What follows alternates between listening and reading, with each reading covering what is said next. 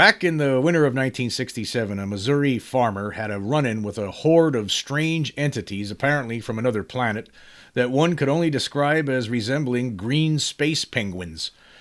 On the morning of February 14th, 1967, 64-year-old farmer Claude Edwards woke up to attend to his duties on a remote parcel of land near Tuscumbia, Missouri. As the sun rose low on the horizon, Edwards bundled up to face the bitter day, never imagining that he was about to have a face-to-face encounter with the unknown. Yes, now remember, February 14th is Valentine's Day, and he was about to get a real special Valentine's Day present. Edwards was a simple, hard-working, salt-of-the-earth Midwesterner who had no time for any kind of foolishness regarding aliens, flying saucers, or the like. So as his worn boots tramped across the icy, rock-strewn slope that took him from his home to his barn, nothing could have shocked him more than to see what appeared to be a UFO sitting in one of his nearby fields. Edwards stated that before he saw this unusual object, the first thing that he noticed was that all the cattle in his east field were gazing in the same direction. So what he did, he followed their stares through a grove of trees, and he was astounded to see what he described as a massive grayish-green mushroom-like object, which was perched atop a circular tube in the meadow adjacent to his barn. Imagine that. Almost as if on autopilot, the farmer continued to the barn, his eyes never leaving the UFO. He set down the feed bucket he'd been hefting and latched the door shut. With his barn secured, Edwards then turned back toward the peculiar object occupying his field, and that's when he saw something he would never forget. A group of tiny, strange creatures hastily swarming beneath the object. Edwards estimated that he was separated from the odd entities by about 70 feet of land, 2 wire fences, and some cows.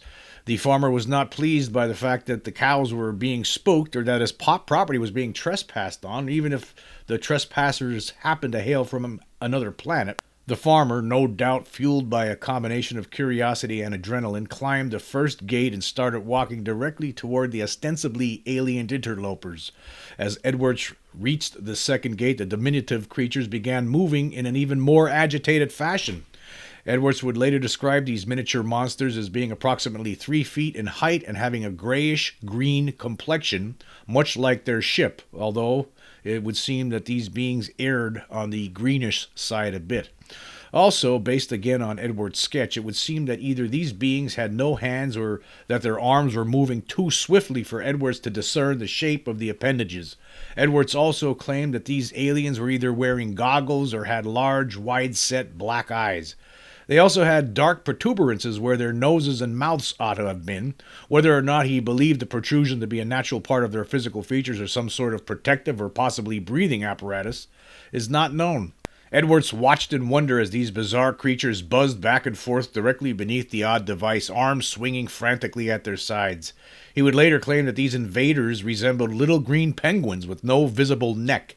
Edwards also said that he could not clearly tell what manner of locomotion they were employing with their lower extremities. At this point, Edwards, like any primal man defending his property minus weapons, picked up a pair of bulky rocks and approached what, at this point, he was convinced was a UFO. In fact, Edwards would later state that his intention was to use the rocks to throw at the device and puncture holes in its side in order to prevent it from taking off. As the farmer got within 15 feet of the mushroom and the energetic entities, he was abruptly stopped by some sort of force field. Edwards claimed that he could neither see nor tangibly feel it, but that the pressure the invisible barrier emitted was unmistakable. And here's a direct quote. He said, "I thought I was going right up to it. I got up there and there it was. I just walked up against a wall." It was then that Edwards, who would eventually sketch the domed vehicle, got his first good look at the soundless, glinting vessel.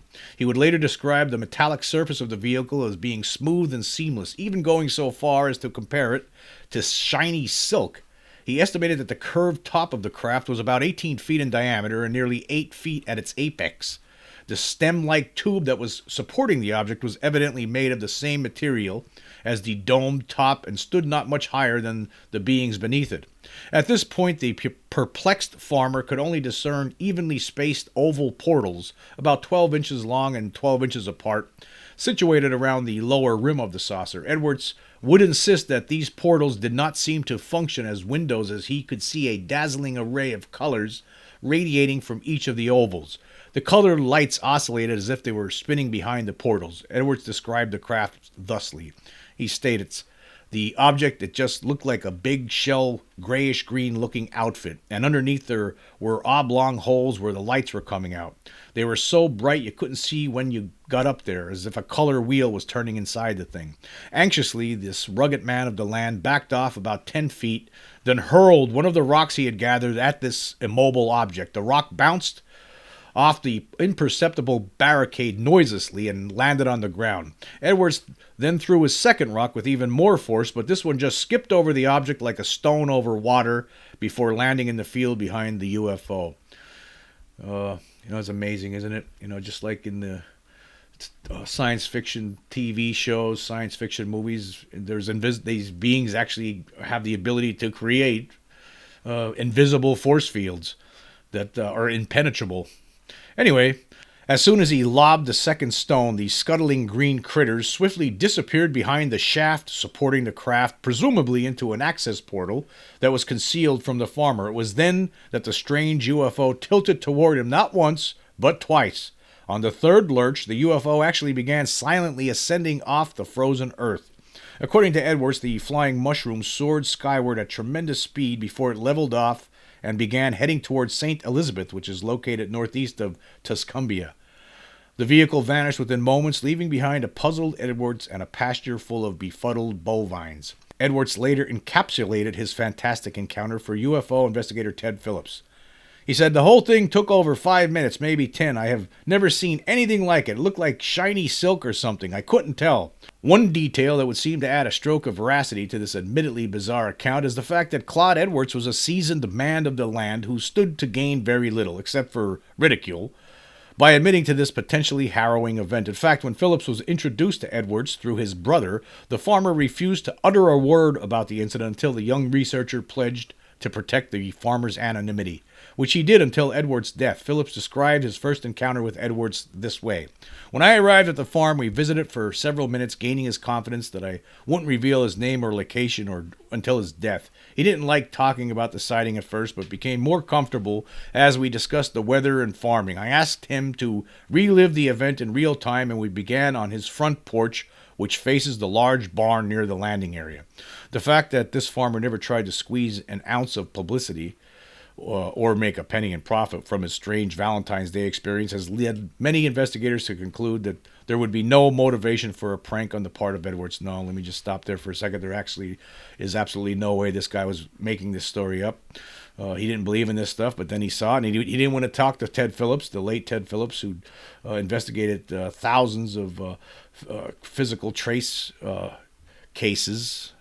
And Phillips said that this guy, he wanted him to keep the story secret until after he was dead. Anyway, Phillips, who arrived to interview Edwards not long after the events in question, was able to photograph the effects this UFO had on the field, including the spot where the support tube had met the soil. Phillips said, when I arrived at the site, the traces were still quite visible. It was 1 meter in diameter in a slightly irregular circle where the shaft had rested. The soil was extremely dehydrated in contrast with the surrounding soil. This would be the last encounter that Edwards ever reported with these peculiar space penguins and their mushroom-shaped UFO, but I'd say it's a safe bet that as he stepped out of his modest home at the crack of dawn to begin work every morning, that he never did so without looking out at that field with some apprehension and perhaps just a bit of anticipation. And I want to say thank you to the It's Something Wiki at .fandom.com. I will leave the link for this article as well as some other articles with regard to this insane story. But it's another story that goes to show that looks like we're dealing with a lot more than just gray aliens, mantis creatures, reptilians. It looks like there's all sorts of creatures out there in this universe. I think that the universe is teeming with all sorts of life forms. Where they come from, how they get here, we have no clue, really. But this is just another case, no question about it. Something happened with this guy. This guy wasn't making it up. There was physical trace evidence. And you can't make something like this up. A 64-year-old guy couldn't have made this up. And I mean, he didn't even want the story told. He didn't want his name used until after he was dead. He didn't want to be ridiculed. But yeah, I hope you enjoyed the first episode of my new series, Alien Encounters. Until next time.